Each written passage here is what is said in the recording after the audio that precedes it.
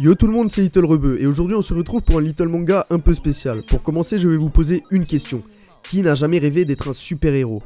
Ou plutôt, qui n'a jamais rêvé d'avoir des super pouvoirs? Peu de personnes sont capables de dire non tant des Iron Man, Superman, Spider-Man, Grid Saiyaman ou même Ultraman nous ont vendu du rêve. C'est pour ça qu'aujourd'hui, on va parler d'un héros peu commun. Je l'ai connu quand j'étais encore plus little que little. C'est dire à quel point j'étais petit. Ce héros, il a un nom, il s'appelle Viewtiful Joe.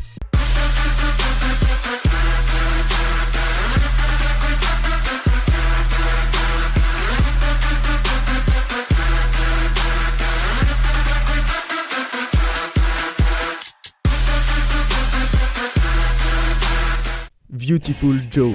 Rien que ce nom me ramène pas mal d'années en arrière. Mais pour ceux qui ne le connaissent pas, Viewtiful Joe est un héros issu du jeu vidéo du même nom, Viewtiful Joe Red Hot Rumble, paru en 2003.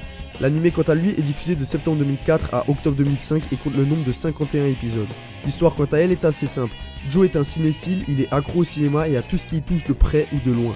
Mais comme tout cinéphile qui se respecte, Joe a ses films préférés et surtout un personnage préféré, celui de Captain Blue, qu'il admire pour les valeurs qu'il véhicule, celles du courage et de la ténacité face à l'adversité. Pas mal cette phrase, faut que j'en ressorte un de ces quatre. Mais un jour, alors qu'il va voir un film de Captain Blue au cinéma avec Sylvia, sa petite copine, ils se font soudainement inspirer par l'écran de projection et atterrissent en plein milieu du film. A partir de ce moment, Sylvia se fait kidnapper par une organisation mystérieuse appelée Jadow. Joe part à sa recherche avec la V-Watch que lui a offert le Captain Blue, lui passant en quelque sorte le flambeau du héros. En gros, la V-Watch, c'est une montre qui lui permet de se transformer en Viewtiful Joe et de lui donner des pouvoirs qui vont avec. Par contre, je te préviens d'avance, cet animé a quelques qualités, mais aussi beaucoup. Mais genre vraiment beaucoup de défauts, mais comme je suis sympa, on va commencer par ce qu'il y a de bien. Pour commencer, l'histoire en elle-même est bien pensée. C'est l'histoire de Monsieur Tout-le-Monde qui aime les films et qui se retrouve dans son univers. Celui qu'il a toujours observé à travers un écran et qu'il a l'occasion de découvrir par lui-même. En plus de ça, il se retrouve dans la peau d'un super-héros avec des super pouvoirs. Et ça, c'est vraiment classe, puisque c'est quelque chose qu'on a tous déjà plus ou moins imaginé. Et comme dit, il n'y a même pas une minute, il obtient des super pouvoirs et c'est ça ce qui nous intéresse vraiment. Parce que c'est pas des trucs du style exploser sur commande ou faire semblant d'être mort. Non, Joe lui il a des pouvoirs en rapport avec le cinéma. Il a 3 pouvoirs. Celui du ralenti qui lui permet de faire des slow motion dignes d'un Matrix. Le pouvoir du zoom qui lui permet de trouver le point faible de ses adversaires. Et le max speed qui lui permet d'attaquer en vitesse rapide. Ce genre de pouvoir rajoute un plus à l'histoire. Ils sont originaux et bien pensés, toujours dans le domaine du cinéma et ça c'est pas mal. Je dirais même que ces pouvoirs sont aussi puissants que les muscles de...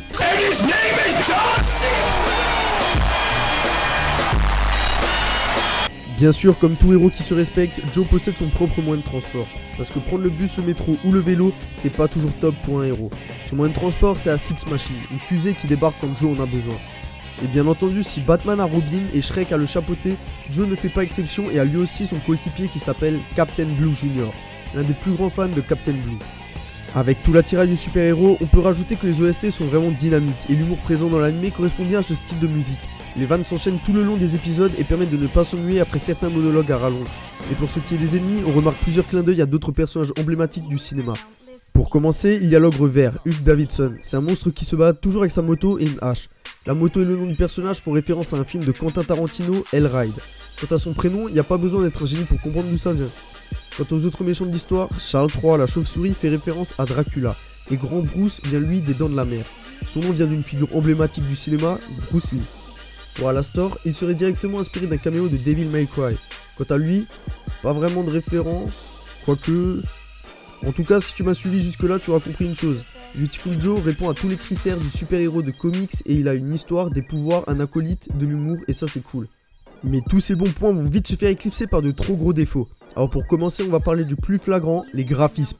Ça va pas du tout. Alors la tête disproportionnée par rapport au corps, on peut dire que c'est un style comme quand on parle d'un Picasso, mais le reste ça va pas. Ça a l'air bâclé, on dirait que ça a été fait à la va-vite, dernière de se dire, c'est tellement gros que ça va pas se remarquer. Ensuite on a parlé des gros méchants, mais maintenant il faut parler des petits, les sbires, les sous-fifres, les larbins. Alors on a connu des trucs plus ou moins réussis comme larbin, du bon et du moins bon, mais ça non, faut pas abuser. Ça s'appelle un Bianchi et ça c'est censé arrêter ou ralentir le héros principal. Eux aussi ils ont été faits à la va-vite, on dirait que c'est mon chien qui les a dessinés et pourtant j'ai pas de chien. Je veux bien que cet animé soit axé sur l'humour et que les sbires peuvent avoir l'air ridicules, mais là c'est trop. Ensuite il faut savoir que cet animé a aussi subi un bon coup de censure. Lors des différentes bastons, un éclair blanc apparaît pour cacher les coups. Ça dure l'espace d'une seconde pour pas que l'animé ait l'air trop violent. Ouais, si t'as bien suivi, ils ont censuré les coups dans un animé qui met en scène un héros qui combat les forces du mal. Certaines scènes où Joe vole contre un mur ou se mange le décor sont même coupées au montage. Ça casse pas mal le rythme de l'animé. Et je n'ai pas parlé du doublage. Si le doublage français et japonais est plutôt bon, celui qui vient des US ne passe pas du tout. Pour tout dire, Joe se retrouve presque avec la même voix que Scooby-Doo. Je les aime bien moi, Sammy et Scooby, mais c'est pas le top pour un super-héros. Au final, il faut pas croire que j'ai parlé de Joe pour le défoncer gratuitement. Non, pas du tout. A la base, Joe c'est un univers intéressant, de l'humour, des pouvoirs innovants, des enjeux, des mystères, tout ça avec le côté super-héros qu'on apprécie tous plus ou moins. D'ailleurs aussi loin que je me rappelle, j'ai toujours apprécié Beautiful Joe. Sa répartie et ses mimiques étaient vraiment classe, même son nom je trouvais ça accrocheur. Ça partait vraiment bien, il avait tout pour plaire, mais tous les défauts que j'ai cités tout à l'heure ont lentement mais sûrement démoli tout l'animé. Beautiful Joe c'est quelque chose à regarder quand tu t'ennuies, quand t'as plus rien à regarder de bien et que tu veux rigoler un coup. Joe c'est ce qu'il faut. Mais sinon, ne pense pas trouver la perle rare ou ton animé de l'année en le regardant. C'est quelque chose à regarder sans prise de tête pour délirer, ni plus ni moins. A vrai dire, il y a tellement de défauts que ça en devient presque abusé, ça participe presque à le rendre encore plus drôle. Mais c'est pas moi qui vais te pousser à le regarder. Voilà, cette vidéo est à présent terminée, j'espère qu'elle t'aura plu. Si tu l'as aimé, n'hésite pas à mettre un pouce bleu, partager et t'abonner, mais surtout à donner ton avis dans les commentaires. Et si tu as vu Beautiful Joe, à donner ton avis sur le petit héros rouge. Sur ce, prends bien soin de toi et à la prochaine. Ciao.